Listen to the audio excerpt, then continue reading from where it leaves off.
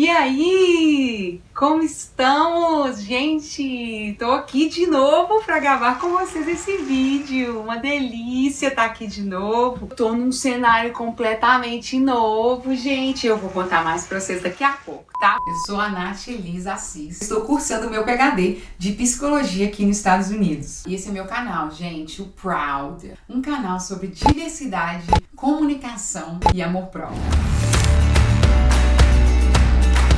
Eu espero que esse vídeo te encontre bem e se ele não te encontrar bem, que ele te faça sentir um pouco melhor. Então, gente, eu mudei de apartamento, cara. Tô muito feliz nessa casa nova, espero que vocês gostem desse novo cenário. Olha só que bacana, eu estou uniformizada. Olha só que bonitinha essa blusa. Tô completamente apaixonada. Então, gente, hoje a gente vai falar de quê? A gente vai falar dessa ansiedade, gente.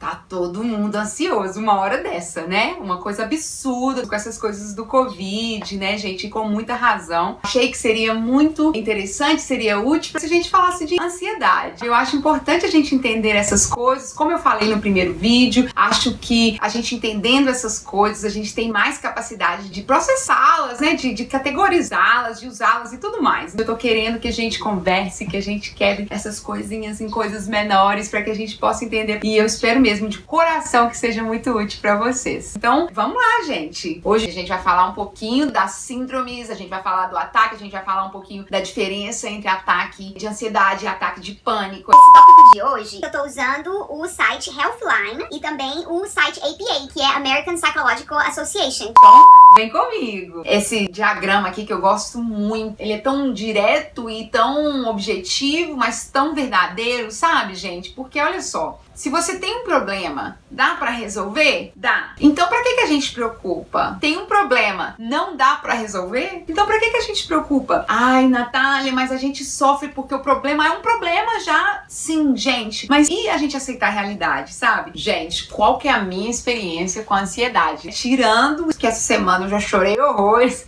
que realmente tem sido muito pesado. E acho que isso, um dos intuitos que eu tenho aqui é de falar disso, porque é uma coisa humana, né? É um sentimento humano, é uma coisa que a gente tem o direito de sentir, que a gente deveria sentir, só que não deixar tomar conta, não é verdade? Foi engraçado porque eu achei até umas notinhas minhas aqui outro dia, de quando eu estava muito estressada, que eu tava trabalhando demais, gente, nossa senhora, eu cheguei a burnout, sabe? Chama burnout em inglês. E eu lembro, gente, eu recebi um e-mail, gente, eu tremia só de ver o e-mail chegando. Aqui na minha faculdade tem um sino que bate de hora em hora. Gente, vocês não estão entendendo o gatilho que isso era para mim. Um gatilho, cara, porque eu sabia que a hora tava passando, sabe, gente? Eu tinha tanta coisa, o sino tocava e eu fazia...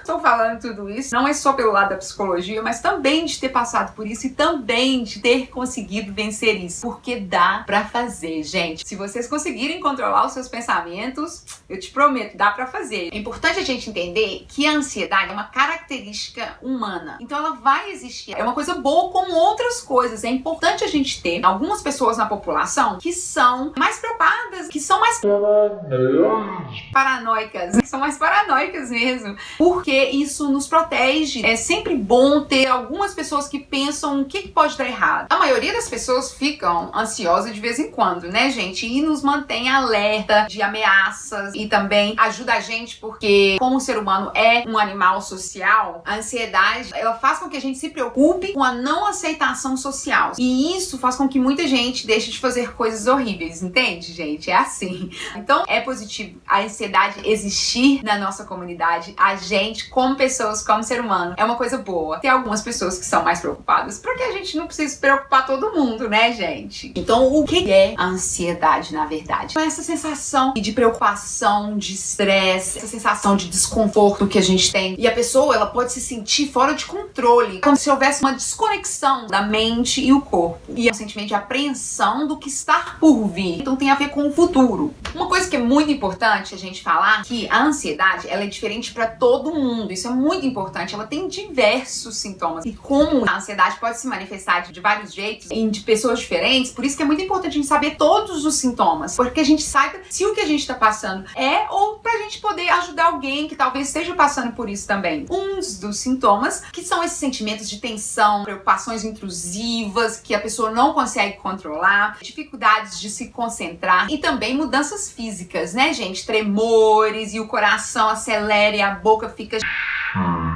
E algumas pessoas têm crise de suor, outras pessoas têm tontura. Dependendo de quão forte é essa ansiedade, ela pode causar tudo isso. Mas também é muito importante a gente lembrar que a ansiedade comum, ela vai e vem. Ela é uma coisa assim, você vai em algum lugar pela primeira vez, você vai fazer alguma coisa pela primeira vez, você vai conhecer um grupo de pessoas, você vai fazer uma prova difícil, talvez você tenha que fazer o quê? Um discurso. Sabe que esse é o medo mais frequente dos humanos, gente, de falar em público, por causa desse medo da rejeição social?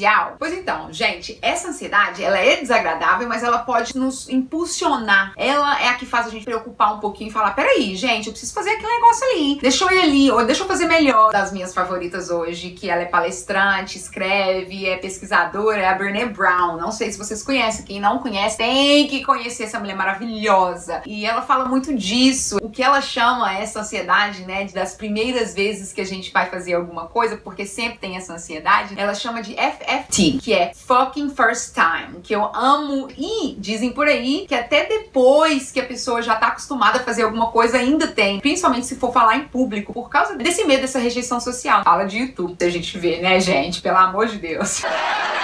Então, gente, a vida é um equilíbrio mesmo. É muito interessante, porque é isso que o seu corpo tá tentando fazer. Ele tá tentando, chama offset, balancear. Se tiver alguma coisa faltando, o seu cérebro vai fazer mais daquilo, ou tentar fazer mais daquilo, pra que você tenha mais, porque tá faltando pra você. Tá, quais são os fatores de risco? Sofrer um evento traumático, um acidente grande, pode ser um problema de família, pode ser um problema de dinheiro, a dor, né, ela pode levar a pessoa a isso, e aí acaba que a pessoa começa a focar muito no que pode acontecer, em como eu vou ser diagnosticada. Então esse é um dos fatores de risco que podem agravar a ansiedade. De acordo com o DSM, que é o manual de diagnósticos aqui dos Estados Unidos e no Brasil, ele é muito usado. Então, gente, o que acontece? A ansiedade é uma parte de vários transtornos. A pessoa pode estar sofrendo de alguma coisa, de depressão, de outros transtornos, como a gente vai conversar aqui daqui a pouco, e adotam estratégias de enfrentamento, e chama coping. The coping mechanism que você pode usar para combater ou para evitar que a ansiedade venha. Então as pessoas podem usar esse mecanismo de enfrentamento no sentido de que elas vão evitar aquele trigger, aquele... Ai, gente, eu sempre esqueço essa palavra. O gatilho. Evitar o gatilho. Por exemplo, aquilo ali é o que me estressa, então eu não vou lá. Aquela pessoa ali é que me estressa, então eu não vou lá. E muitas vezes isso só piora. Ela não lida com a situação, com o problema que a pessoa tá tendo, que pode piorar, o que pode virar uma bola de neve, e geralmente vira, né? Por isso que é tão importante a gente tratar, é tão importante a gente saber, a gente ter o conhecimento, pra ajudar também a quebrar essas barreiras, a quebrar esses tabus, porque é uma coisa humana. Uma dessas estratégias, né, de enfrentamento, coping strategies, coping mechanisms que as pessoas usam, estratégias compensatórias. Por exemplo, ser super perfeccionista no trabalho pra que você evite o estresse de ter um problema no trabalho, entende? E, gente, esse tipo de estratégia compensatória, o perfeccionismo, por exemplo, faz com que a gente não seja a gente mesmo e acaba afastando pessoas. E talvez a gente não tá fazendo de maldade, mas afastam pessoas, e pessoas que talvez sejam como você. Tá, então a gente falou, a ansiedade é uma característica normal do ser humano, ela vai e vem, se ela for comum. Para as pessoas que têm um transtorno, a ansiedade ela vem, mas ela fica. E acaba influenciando vários aspectos da vida da pessoa. A pessoa acaba não conseguindo viver a vida normalmente. A pessoa, às vezes, para de fazer as coisas que ela gosta, deixa de entrar no elevador, por exemplo, né? Mora lá no 30º. E aí que a gente sabe que virou um problema, que é um transtorno que a gente tem que cuidar, que a gente tem que melhorar, que a gente tem que investigar. Tem pessoas que têm uma tendência maior a ter ansiedade e não necessariamente têm o transtorno. Eu penso muito nisso. Onde está a linha? Daqui pra trás não tem, daqui pra frente tem. Então, gente, quais são os tipos de transtornos que incluem a ansiedade como um dos sintomas? Tem vários, gente, mas aí a gente vai falar um pouquinho de alguns. E o objetivo aqui não é você decorar tudo isso, mas que você saiba que isso existe e que você possa pesquisar, se você precisar dessa informação no futuro. Aquele negócio fala assim,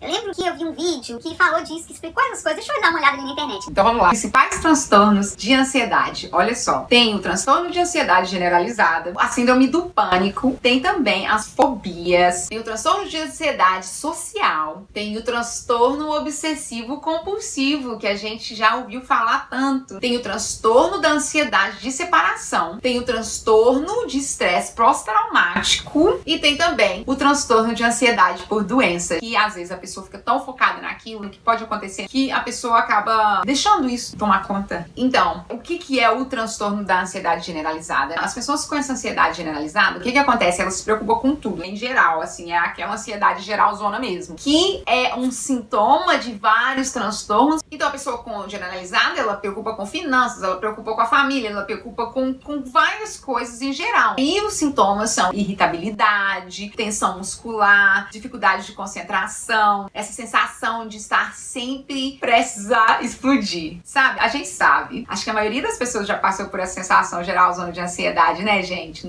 Tá. Então tem a generalizada e a síndrome do pânico, acho que também é uma das coisas que a gente já ouviu bastante, que seja em televisão, que seja em novela, né? A síndrome do pânico também é uma coisa muito mais comum de se ouvir falar, né? Acontece que a gente confunde muito essas coisas, né? Os sintomas, o que é sintoma, o que não é. É pânico, é ansiedade, é o que é isso? Qual que é a diferença? É estresse? Vamos falar disso. Então, o que é o ataque de pânico? A síndrome do pânico é você ter ataques de pânico mais recorrentes. Assim, um ataque de pânico pode acontecer com várias pessoas, uma vez ou outra. Mas se você tiver mais de um num espaço curto de tempo, pode indicar um problema. A diferença do ataque de pânico, gente, é que o ataque de pânico, ele vem do nada. A pessoa nem sabe qual é o gatilho. A ansiedade, por outro lado, ela é uma coisa que pode estar no fundo da cabeça da pessoa todo esse tempo, né? A pessoa pode ir pro trabalho, pode ir pra escola, pode fazer o que for, mas ela tá ansiosa. O ataque de pânico é diferente. Ele congela o corpo da pessoa. E temos todos esses outros sintomas também, né, gente? O coração aumenta, o batimento, né? A gente sente o coração batendo aqui,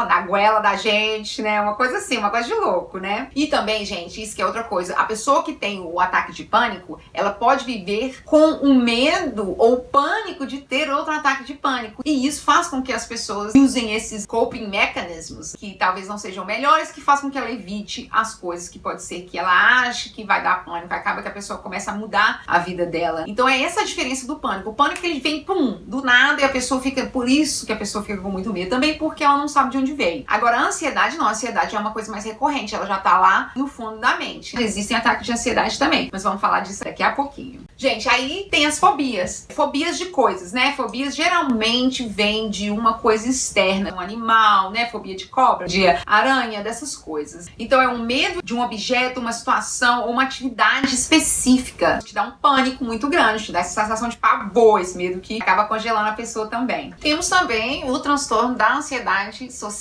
né, gente? Que é esse medo imenso de conviver com pessoas, de estar em meio de pessoas. Também é conhecido como fobia social. Esse é ligado ao medo dessa rejeição social, o medo de ser rejeitado por outras pessoas, o medo de falar alguma coisa errada, o medo de fazer alguma coisa errada, né? Aí a pessoa tem dificuldades em fazer amigos, a pessoa começa a se preocupar semanas antes de um evento social. Mas eu também tenho medo de falar em público. Não, a gente tá falando de um medo que te bloqueia, de um medo congelante, de uma coisa que não dá mesmo pra você controlar. E temos também, gente, o transtorno obsessivo compulsivo, o TOC. Aqui é OCD. O que é o TOC? São pensamentos irracionais que são repetitivos e incontroláveis, e o que faz com que você tome ações que são repetitivas, tentando evitar esses pensamentos, né? Eu achei isso muito interessante sobre o transtorno obsessivo compulsivo, gente, porque a obsessão são os sentimentos e os pensamentos, e a compulsão é o que você faz, né? Então é o dar 3 toquinhos ou checar a porta 1000 vezes. Por exemplo, a lavagem compulsiva das mãos, né? Essa seria a compulsão. E essas manias e rituais, elas têm a função de aliviar essas obsessões que a pessoa acaba tendo. Então, gente, temos também o transtorno de ansiedade da separação,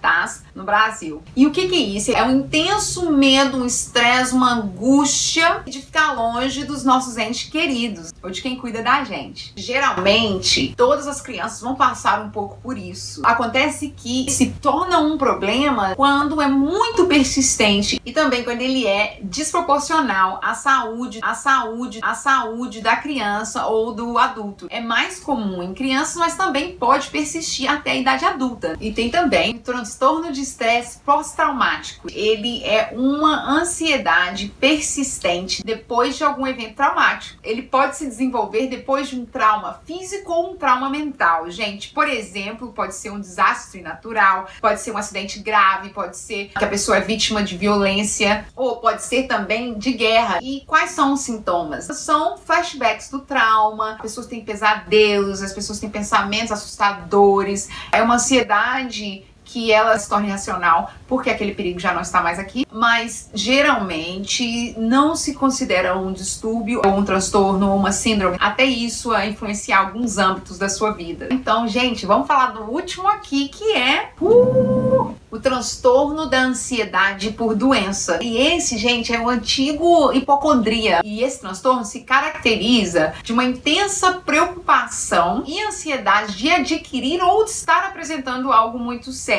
Então a pessoa, ela fica preocupada mais com a doença do que a própria vida, ou mais com a doença do que com encontrar uma cura, do que achar uma melhora. E realmente, se a gente não prestar atenção, a gente vai caindo nisso aos poucos. Minha psicóloga maravilhosa, Jana, postou outro dia uma foto que eu achei muito interessante, porque tinha a foto, metade, eu vou colocar a foto aqui, e tava chovendo nos dois lados, chovendo em um lado, chovendo no outro, e tá chovendo, que bosta, nossa senhora, que coisa horrível. E o outro tá chovendo, sim, e é mais ou menos nessa ideia, né? Tipo assim, tá, beleza, é difícil, mas a gente estressar vai mudar, vai melhorar? Não vai, né? Claro que existem outros, né? Existem casos e casos, mas geralmente quando a gente tá com ansiedade de algum problema, de alguma coisa, é antecipação do futuro que talvez nem chegue, né? Que talvez não aconteça. Então é por isso que ela se torna irracional, porque a pessoa não consegue sair desse pensamento, né? Ele dá agarrada lá. Gente,